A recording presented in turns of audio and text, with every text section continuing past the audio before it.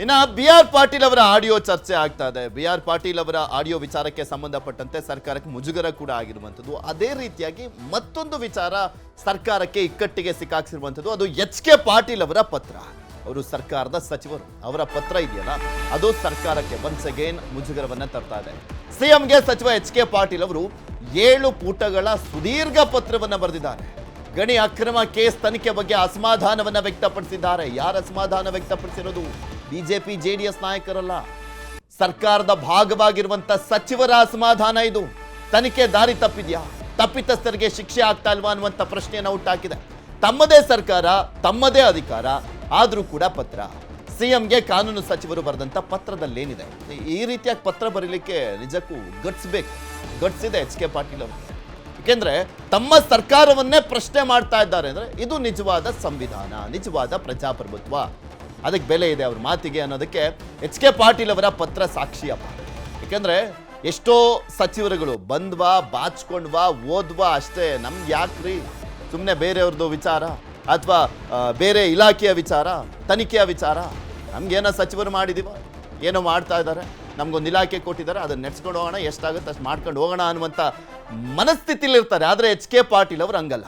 ಈ ಹಿಂದೆ ಎಲ್ಲ ಕಾಂಗ್ರೆಸ್ ಹೋರಾಟ ಮಾಡಿದಂಥ ವಿಚಾರ ಅದೀಗ ಹಳ್ಳ ಹಿಡಿತಾ ಇದೆ, ಅದನ್ನು ಪ್ರಶ್ನೆ ಮಾಡ್ತಾ ಇದ್ದಾರೆ.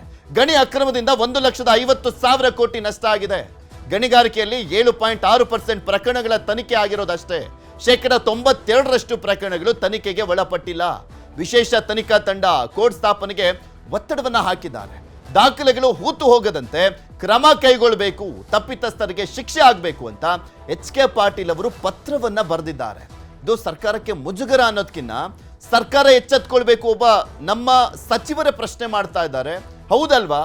ಈ ಒಂದು ಕಾರಣದಿಂದ ನಾವು ಅಧಿಕಾರವನ್ನು ಅನುಭವಿಸಿದೀವಿ, ಜನ ವೋಟ್ ಹಾಕಿದ್ದಾರೆ, ಆದ್ರೆ ನಾವು ಏನು ಮಾಡಿದೀವಿ, ಯಾವ ನ್ಯಾಯ ಒದಗಿಸಿದೀವಿ ಅನ್ನುವಂಥದ್ದನ್ನ ಅವರ ಆತ್ಮಾವಲೋಕನವನ್ನ ಅವರೇ ಮಾಡ್ಕೊಳ್ಬೇಕಾಗಿದೆ, ಸ್ಪೆಷಲಿ ಮುಖ್ಯಮಂತ್ರಿಗಳು. ಸಿಎಂಗೆ ಪತ್ರ ಬರೆದಿರುವಂಥದ್ದು ರಾಜಕೀಯ ಪತ್ರವಲ್ಲ, ರಾಜ್ಯದ ಜನರ ಹಿತದೃಷ್ಟಿಯಿಂದ ಬರೆದಿರುವಂಥ ಪತ್ರ ಅಂತ ಎಚ್.ಕೆ. ಪಾಟೀಲ್ ತಾವು ಬರೆದಿರುವಂಥ ಪತ್ರವನ್ನ ಸಮರ್ಥನೆ ಮಾಡಿಕೊಂಡ್ರು. ಪತ್ರ ಬರೆದ ಬಗ್ಗೆ ಎಚ್.ಕೆ. ಪಾಟೀಲ್ ಅವರು ಸ್ಪಷ್ಟನೆಯನ್ನು ಕೊಟ್ಟಿದ್ದಾರೆ. ನಮ್ಮ ಸರ್ಕಾರಕ್ಕೆ ಒಳ್ಳೆಯ ಹೆಸರು ಬರಬೇಕು, ಆ ಕಾರಣಕ್ಕಾಗಿ ಆ ಪತ್ರ ಬರೆದಿದೆ. ಆ ಪತ್ರ ರಾಜಕೀಯ ಪತ್ರವಲ್ಲ, ಆ ಪತ್ರ ರಾಜ್ಯದ ಹಿತದೃಷ್ಟಿಯಿಂದ, ನಮ್ಮ ಜನರ ಹಿತದೃಷ್ಟಿಯಿಂದ ಬರೆದಿರ್ತಕ್ಕಂಥ ಪತ್ರ.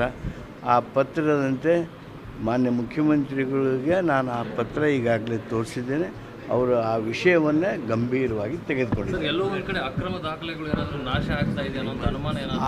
ಆಗಬಾರ್ದು ಅನ್ನುವಂಥ ಉದ್ದೇಶದಿಂದನೇ ನಾನು ಆ ಎಚ್ಚರಿಕೆ ಮಾತನ್ನು ಆಡಳಿತಕ್ಕೆ, ಇಲಾಖೆಯವರಿಗೆ ಕೊಟ್ಟಿದ್ದೇನೆ. ನಮ್ಮ ಸರ್ಕಾರಕ್ಕೆ ಒಳ್ಳೆಯ ಹೆಸರು. ಇದ್ರ ಬಗ್ಗೆ ಮತ್ತಷ್ಟು ಮಾಹಿತಿಯನ್ನು ಕೊಡ್ತಾ ಹೋಗ್ತಾರೆ ನಮ್ಮ ಪ್ರತಿನಿಧಿ ಹೆಬ್ಬಾಕ ತಿಮ್ಮೇಗೌಡರು ನಮ್ಮ ಜೊತೆ ದೂರವಾಣಿ ಸಂಪರ್ಕದಲ್ಲಿ ಜಾಯ್ನ್ ಆಗಿದ್ದಾರೆ. ತಿಮ್ಮೇಗೌಡರ, ಎಚ್.ಕೆ. ಪಾಟೀಲ್ ಅವರು ಬರೆದಿರುವಂಥ ಪತ್ರ, ನಿಜಕ್ಕೂ ಯಾರಾದರೂ ಒಬ್ಬರು ಸಚಿವರು ಈ ರೀತಿಯಾಗಿ ತಮ್ಮ ಸರ್ಕಾರವನ್ನೇ ಪ್ರಶ್ನೆ ಮಾಡ್ತಾ ಇದ್ದಾರೆ ಅಂದರೆ ಅದಕ್ಕೊಂದು ಗಟ್ಸ್ ಬೇಕು, ಅದಿದೆ ಎಚ್.ಕೆ. ಪಾಟೀಲ್ ಅವರಿಗೆ. ಇಲ್ಲಿ ಸ್ಪಷ್ಟವಾಗಿ ಗೊತ್ತಾಗ್ತಾ ಇದೆ, ಗಣಿ ವಿಚಾರದಲ್ಲಿ ನಮ್ಮ ಸರ್ಕಾರ ಹಳಿ ತಪ್ಪಿದೆ, ಹಾದಿ ತಪ್ತಾ ಇದೆ ಅನ್ನುವಂಥದ್ದು.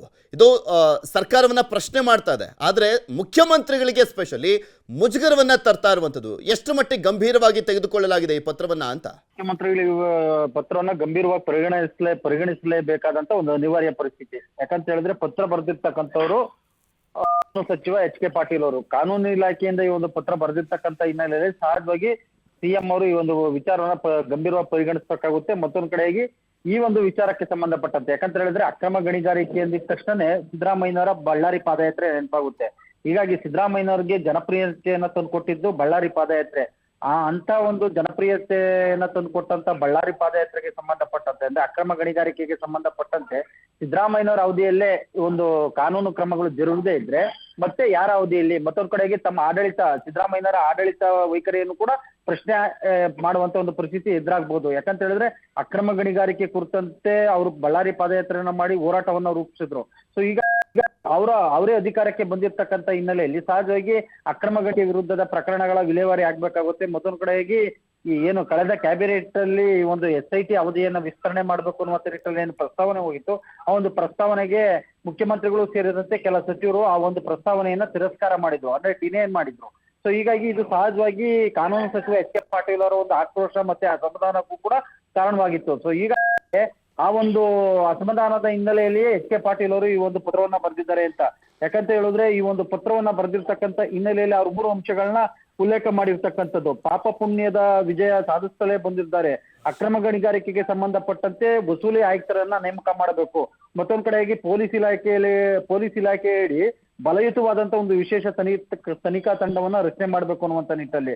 ಮತ್ತೊಂದ್ ಕಡೆಗೆ ವಿಶೇಷ ನ್ಯಾಯಾಲಯ ಸ್ಥಾಪನೆ ಮಾಡಿದ್ದು ಆರೋಪಿತರಿಗೆ ಅಂದ್ರೆ ತಪ್ಪಿತಸ್ಥರಿಗೆ ಶೀಘ್ರ ಶಿಕ್ಷೆ ಆಗುವಂತ ಒಂದು ನಿಟ್ಟಲ್ಲಿ ಕ್ರಮವನ್ನ ಕೈಗೊಳ್ಳಬೇಕು ಅನ್ನುವಂತ ನಿಟ್ಟಲ್ಲಿ ಸುದೀರ್ಘವಾಗಿ 7 ಪುಟಗಳ ಪತ್ರವನ್ನ ಕಾನೂನು ಸಚಿವ ಎಚ್ ಕೆ ಪಾಟೀಲ್ ಅವರು ಬರೆದಿರ್ತಕ್ಕಂಥದ್ದು. ಆದ್ರೆ ಕಾನೂನು ಸಚಿವ ಎಚ್ ಕೆ ಪಾಟೀಲ್ ಅವರ ಪತ್ರಕ್ಕೆ ಮುಖ್ಯಮಂತ್ರಿ ಸಿದ್ದರಾಮಯ್ಯ ಅವರು ಯಾವ ರೀತಿಯಾಗಿ ಪ್ರತಿಕ್ರಿಯೆಯನ್ನ ಕೊಡ್ತಾರೆ, ಮತ್ತೊಂದು ಕಡೆಗೆ ಈ ಒಂದು ವಿಚಾರಕ್ಕೆ ಏನು ಉತ್ತರವನ್ನ ಕೊಡ್ತಾರೆ ಅನ್ನುವಂಥದ್ದು ಸದ್ಯದ ಕುತೂಹಲ. ಓಕೆ, ಧನ್ಯವಾದ ತಿಮ್ಮೇಗೌಡ್ರೆ ನಿಮ್ಮೆಲ್ಲ ಮಾಹಿತಿಗಾಗಿ.